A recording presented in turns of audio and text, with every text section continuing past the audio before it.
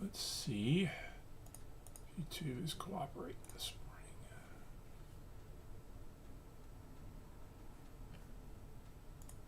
morning. Come on.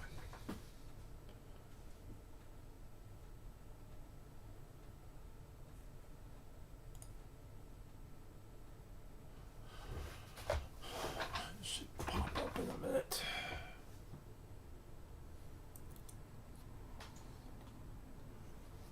You.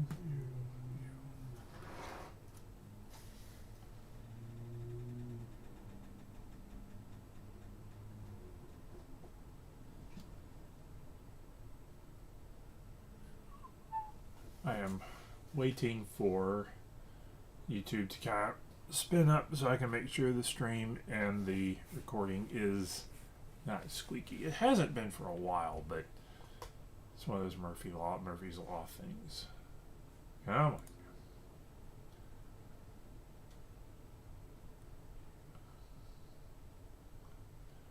Come on.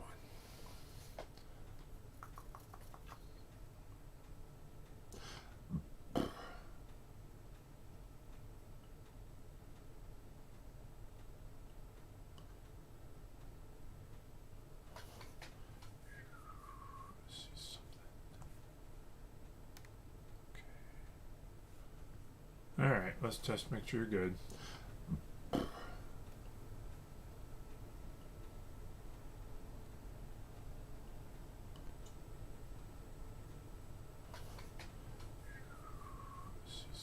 Okay, we're good.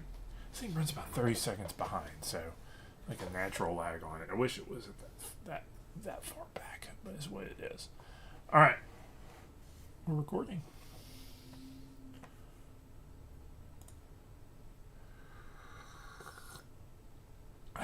Good morning, welcome to Coffee and Resales. My name is Ryan. I get stuff from yard sales, garage sales, thrift stores, backyards, front yards, side yards, or I say garages, and other such places, and try to flip a few extra dollars online. Today, really good GIJoe sale. Books. Found some books, sold a book. And something very curious. And I gotta talk about one thing also. I keep forgetting about this thing. And we gotta talk about it. Alright. First off, if you've been watching it all, these are little credit card. These are knives that transform into credit cards. Or credit cards that transform into knives of some sort. Anyway. I've got a bunch of these, and I'm selling them about $10 for $9. And I've sold. This is probably the third or fourth I've sold this week. So, sold a batch of those. I have. Next is. This is kind of interesting. Force One. This is by Erdl, the company that makes die-cast cars and trucks. They made a batch of 12-inch GIJoe weapons, and so that's what this is. And this sold for $13. I got this for $1 or $2 at a yard sale with another few other similar packaging. So, this is one of those situations like you sell this. And when you make sure you describe it in your description, sell it as, hey, this is a good one to open. Because the package is a little beat up, and collectors typically want really pristine packaging. But something collectors also like is like fresh out of the package stuff. And if they can get like a super beat up package and crack it open to get the stuff out of it, that's like even better. So, $13 for this. Next is, oh look, I sold a Bible. This is the narrated Bible in chronological order. This went for $17. Real interesting concept is to take the Bible and put it into chronological order, because it's not. And most people, I think a lot of people don't realize that there's a lot of overlapping, particularly in the Old Testament, where all the minor and major prophets are speaking during the time of Kings and Chronicles. So you can kind of mash those verses together and get a little bit better idea of what happens when and what prophet is speaking where and that sort of thing. And that's what this does. Something like this does. And it's a helpful tool sometimes to get good context of what's going on, particularly in the Old Testament. New Testament tends to be a little more chronological. But, it's also, all the epistles are a lot more theological anyway, rather than historical narrative. So anyway, that's what this does. And this went for $17. So, good to do it. Again, unique Bible sell. Finally, the big one you've all been waiting for. Where'd he go? Here he is. This guy. This is Falcon from GIJoe. This is not unique, but this is a rarer figure from a subgroup called Night Force that was sold only at Toys R Us. And so it had a more limited run and is more desirable to get. This bad boy sold for $50. $50. I have sold a couple of Night Force figures off and on. They are among the more expensive GIJoes you can find, and they go for plenty of money. Now, always grab GIJoes for under about $3 if you can. Like this guy. This is Free Fall. This is more of a $10 to $15 figure. But I got him the other week at a thrift store, waiting for him to sell. I think he'll go he'll go within a month. They're fast sellers. What's one of the great things about action figures is they kind of hold the value a little bit, and they sell fast, and they're small and light. Can't totally say that for the vehicles, but you can for the figures, and that's one of the reasons why I think people like to find them, to flip them, is because they're very easy to deal with. So the collectors aren't always necessarily, but the figures are. So that bad boy went for $50. I was hoping to get a little bit more for him, and that's sort of on the low end, but he hasn't moved and hasn't gained a whole ton of interest, and I haven't got a whole lot of offers on him. So I went ahead and unloaded him at that price. And I bet there's some collectors out there who would feel bad because they missed out. Now,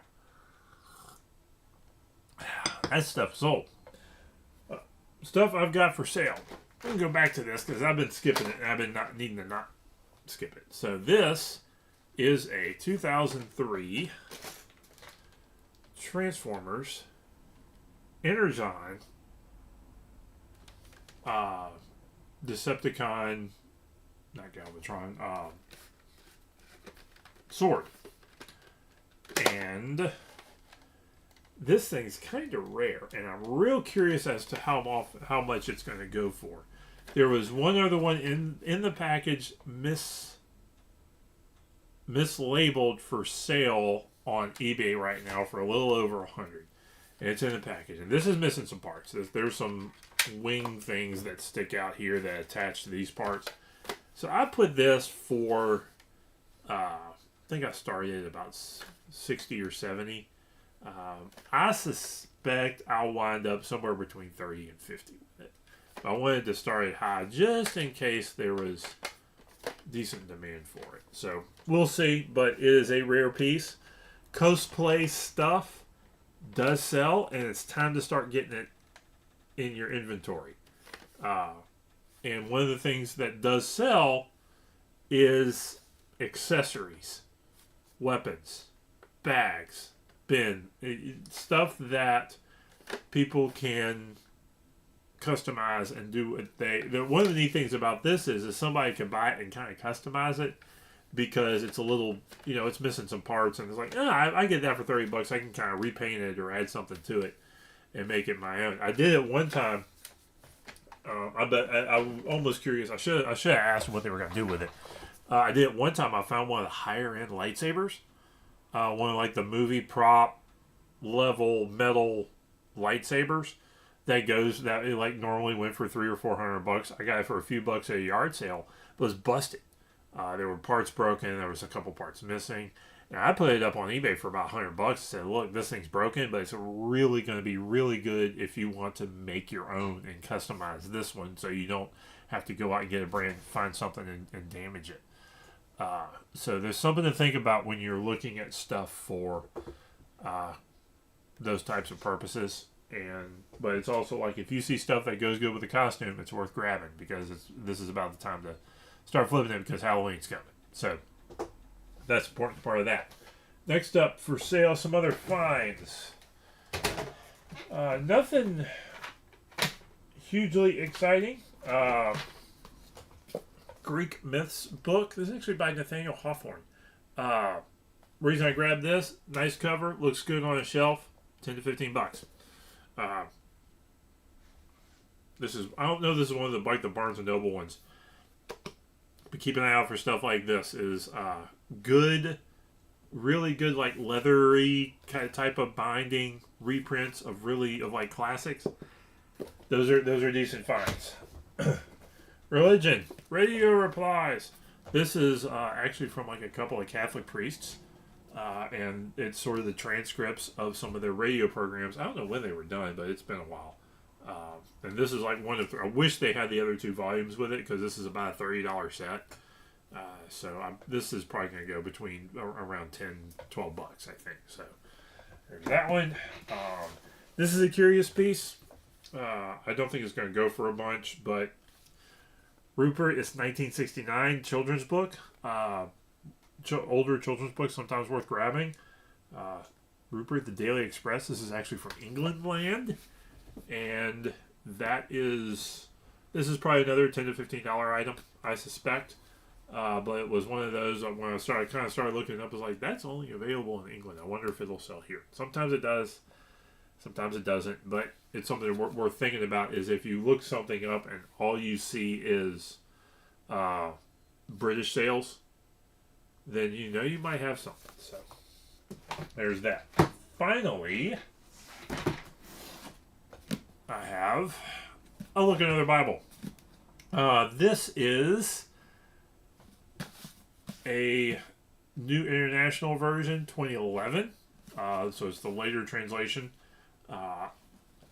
Leather bound, faux leather.